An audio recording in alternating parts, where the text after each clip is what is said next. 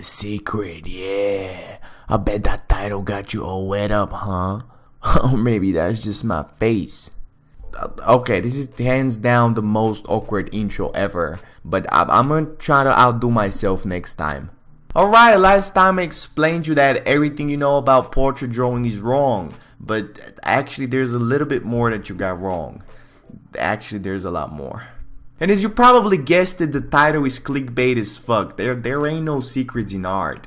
I mean, besides the one I'm gonna show you right now though. But as juicy as it sounds, this video is just another one in the series of me trying to teach you portrait painting. But judging by your recent work, I'm not really succeeding in that. So last time we looked over at the lay-in, aka the rhythm lines, and this time we're gonna take this sketch and we're gonna add the most important part, the planes of the head. So yes, the secret to portrait painting is not praying to the art gods or doing art steroids, even though that might help, but it's actually planes of the head. But who the fuck would click on how to draw the planes of the head? That sounds like one of those art videos that would start with, "Hey guys, welcome back to the channel."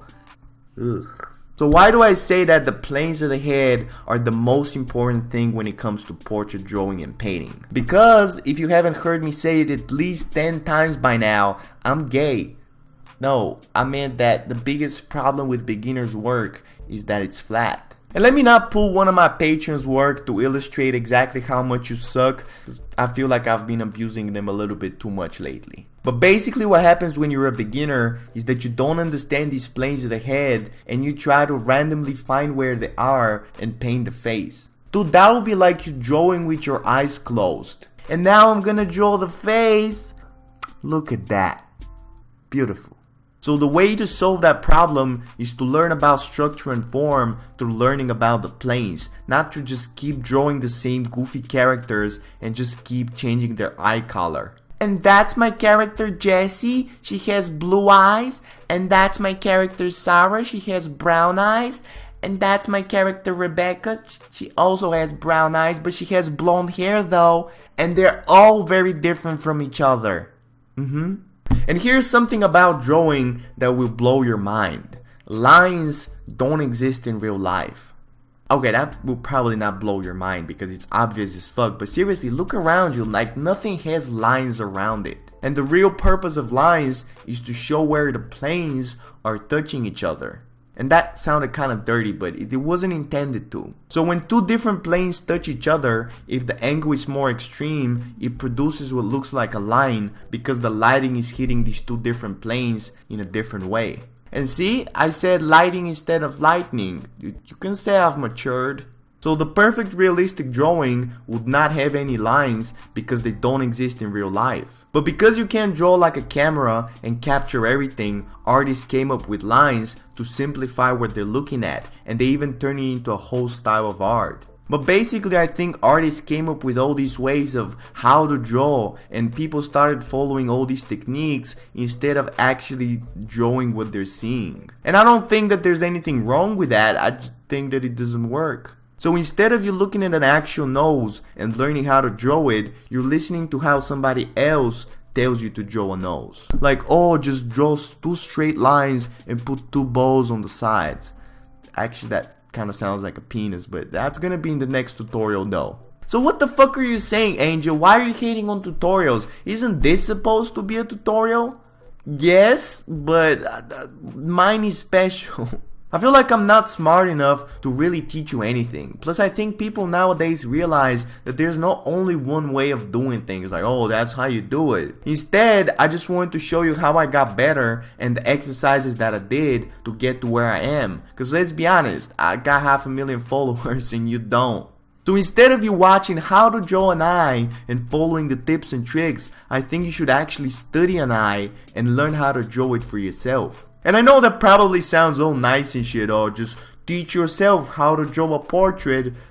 Wow, thank you, Angel, really useful.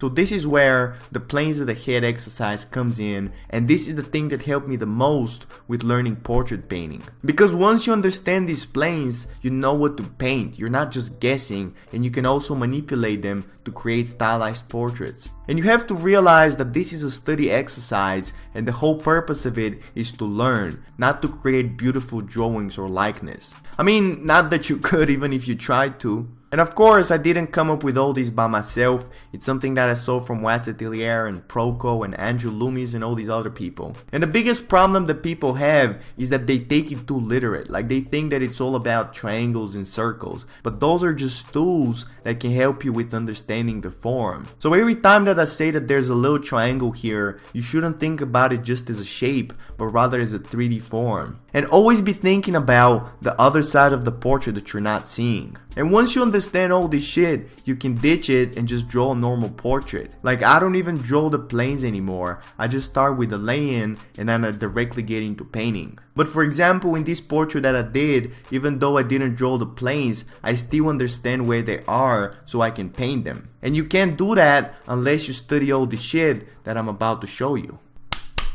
Okay, so this is how you learn this shit. You open the reference that we did last time. We have the lay-in, we have the freehand lay-in, and we also have the arrowhead, which there's gonna be a link in the description of where you can find it for free. So you create a new layer, and we're gonna start out with the eyebrow because usually the eyes are the most important part in a portrait. You can see how in the planes, the eyebrow is broken down into 3 different parts. So you have the outer part, you have the middle part, and you have this part.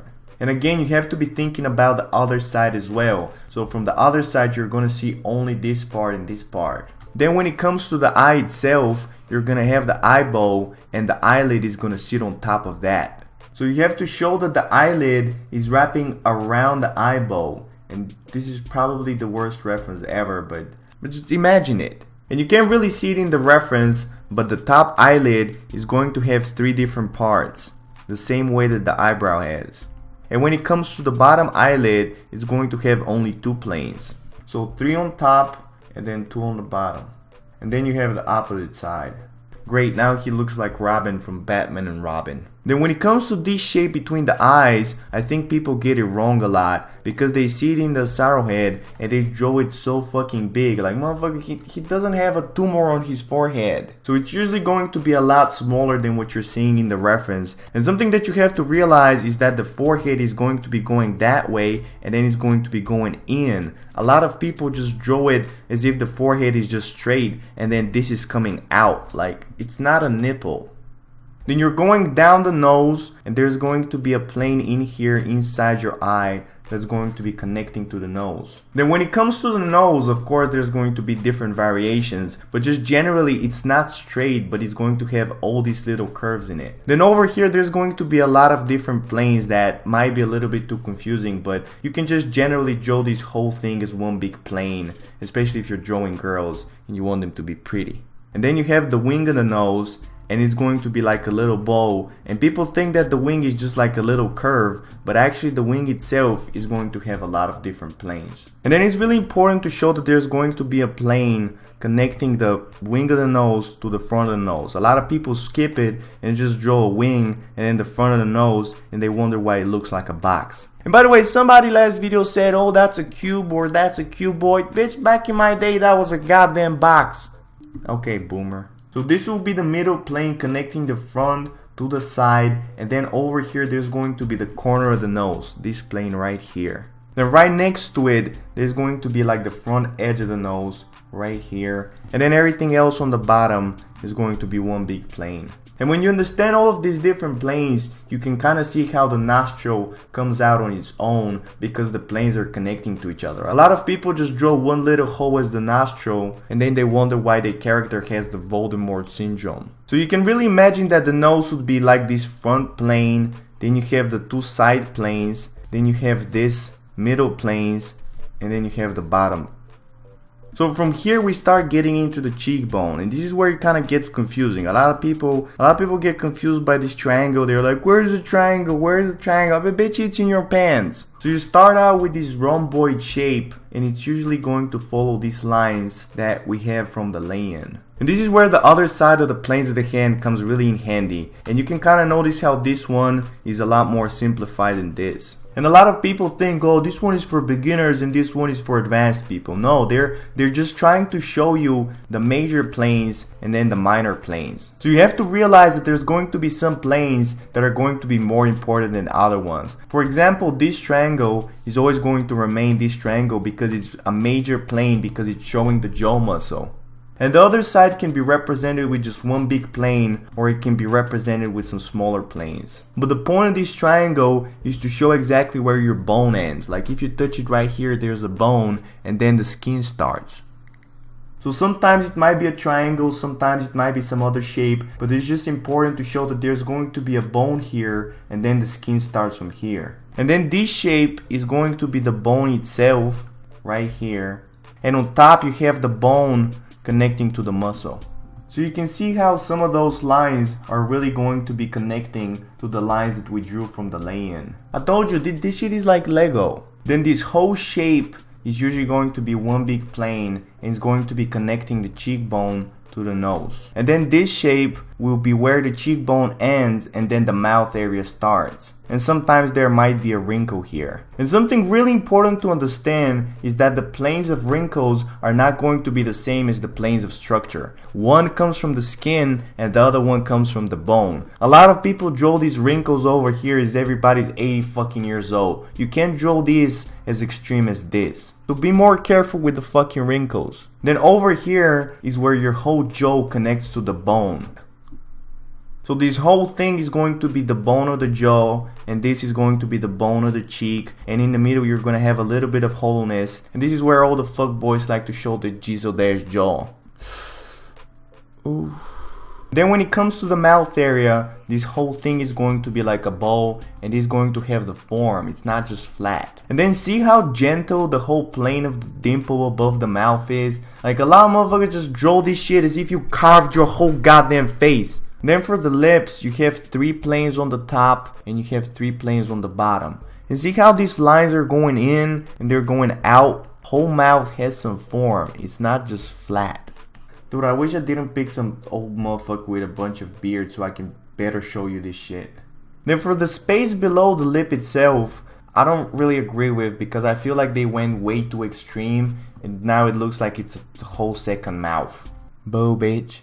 In reality, it's going to be a lot gentler than that, but you still have to show that it's going out for the lip, then it's going in, and then it's going out again for the chin.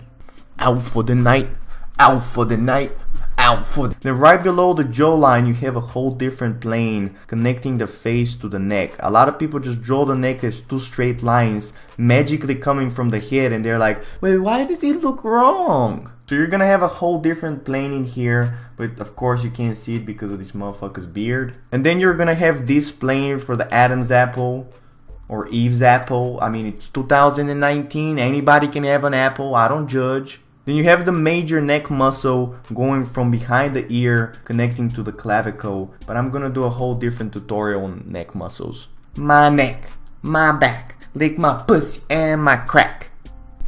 Dude, I'm really going crazy from this tutorial though. And since we totally skipped the forehead, let's go back and finish that bitch. And for the forehead, you're usually going to have 3 different planes. One in here, one in here, and one in here. And this is going to be the side of the head. But again, the difference between these planes are going to be a lot smoother than this one and this one. So if you just follow the arc from the smaller circle of the lay-in lines, you're going to find this one. And then you have this plane connecting to the eyebrow. And then this plane will be the top of the head, where you're supposed to have like hair and shit. And this will be the back of the head, where you're also supposed to have hair and shit. And then finally for the ear, I'm looking for this shape first, right here. And then from that, it starts a plane going on top of that, and it usually produces a shadow onto the ear itself. And then from this shape, there's going to be going out like that. And then you have the little hole in here. And then depending on how much you wrestle and shit, there's going to be another plane on the edge of the ear. But you know, I can always excuse myself with telling you I'm gonna do a tutorial about ears in the future, man. And once you're finished, try to do it freehand on top of the sketch that we did last time. And listen, take your time. Just cause I'm doing it in 5 minutes doesn't mean you have to as well. I mean, I also come in 30 seconds. That doesn't mean everybody should be a premature ejaculator. And also remember that everybody's face is a little different, so don't try to search for those planes perfectly, but rather use them as guides to find the basic forms and anatomy. And also something important, especially when you're first starting out with this, try to look for as simple references as possible. Don't make it hard on yourself. Find some good angles without any extreme perspective, people looking up and down and all this shit. The more boring the pose, the better. And I also did a short free video showing you how to do all the 3 different angles, so I don't bore you to death on YouTube. So you can download it for free afterwards, and there's gonna be a link in the description. And generally speaking, the front view would be the hardest one, so I'd advise you to start out with the 3/4 first, because that's gonna be the easiest to understand. So think about all the different planes that I mentioned. They're going to be the same, they're just going to be in a different angle. And please be mindful of proportions and stuff, and just common sense. You remember what I said about not roasting my patrons? Yeah, scratch that. My boy DJ over here making these triangular shapes under the eyes, making everybody look like evil clowns. Be mindful of all the planes that I mentioned in the video, and fucking rewatch it 100 times if you have to. God knows I'm gonna join the ad money. But if you don't want to fall into DJ's mistake, which were probably my fault, and because I know this shit is confusing as hell, I'll be doing a whole other video just critiquing your work for free. All you have to do is go to my Discord, there's gonna be a link in the description, you join, and there's gonna be a channel right here called #structure. You post all your planes of the head sketches plus the reference, and I'm gonna pick a few to roast their ass in a future video. And to show you I can also give compliments sometimes, I want to give a shout out again to one of my mentorship students, Joshua Cruz. Like, look at that shit, man. He's improved so much since we started working together. And I know all of these planes of the head shit sounds abstract and weird, but guess what? It fucking works. And you know what? You could have been in Joshua's place, but you keep playing. And now my mentorship is full. But wait, I'm always ready for some more money though. So if you want me to critique your work and guide you on this weird shit, I have a $10 tier on Patreon where I'm doing a special live stream every single week. Look at that shit, 1 hour and 50 minutes of monkey sex, tutorials and critiques. People are asking me questions, I'm doing weird shit, I'm promoting Proco. I got everything. So check it out, patreon.com/AngelGanev. I'm trying to reach $1,000 per month so I can finally drop some animal pins and anal pins. I also dropped some fresh new prints and stickers on my website, aganev.com. Go fucking buy something. You think I'm doing this shit for free right here? Oh, jokey, huh, suck my dick. No, I need some money. Also, don't forget the free video in the description. I stream on Twitch. I got way too many things to promote, man. I'm tired. You can still suck my dick, though.